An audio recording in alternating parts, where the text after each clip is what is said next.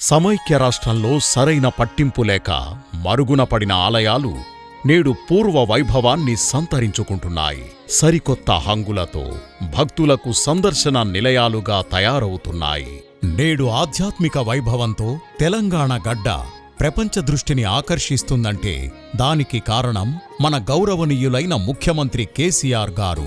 ఎన్నో ఏళ్ల కింద నిర్మింపబడిన పురాతన కట్టడాలకు ఏమాత్రం తగ్గకుండా నేటి ఆధునిక పరిజ్ఞానంతో అలనాటి వైభవాన్ని నాటి ఆలయాలకు రప్పించడానికి కేసీఆర్ గారు బలమైన సంకల్పంతో కృషి చేస్తున్న విషయం మనందరికీ తెలిసిందే.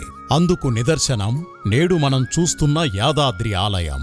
ఎక్కడా లేని విధంగా ఒక రాష్ట్ర ముఖ్యమంత్రి 22కి పైసార్లు యాదాద్రికి వచ్చి దేవాలయ అభివృద్ధి కార్యక్రమాలు సక్రమంగా జరగడానికి పర్యవేక్షణ చేస్తూ అనుదినం నిర్మాణ ప్రగతిని సమీక్షిస్తూ ప్రతి చిన్న విషయాన్ని కూడా తమ దృష్టిలో పెట్టుకొని అపురూపంగా ఆలయ నిర్మాణాన్ని తీర్చిదిద్దారు.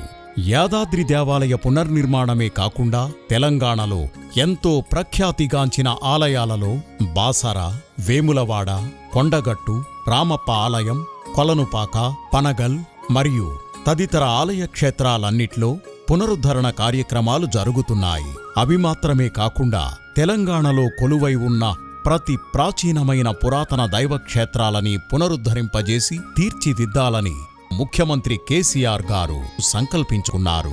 భక్తుల సౌకర్యాలకు మరియు వసతులకు ఇబ్బంది పడకుండా పూర్తి ఆధ్యాత్మిక ఆనందాన్ని ప్రతి ఒక్క భక్తులకి అందజేయడమే ధ్యేయంగా కేసీఆర్ గారి హయాంలో తెలంగాణ ఆధ్యాత్మిక శోభని సంతరించుకుంటోంది. మన సంస్కృతి విలువలను కాపాడుతూ హిందుత్వాన్ని పరిరక్షించుతూ ఆధ్యాత్మిక రంగానికి ఆయన చేస్తున్న సేవని, కృషిని ఈ దశాబ్ది ఉత్సవాల సందర్భంగా మనస్ఫూర్తిగా అభినందిద్దాం.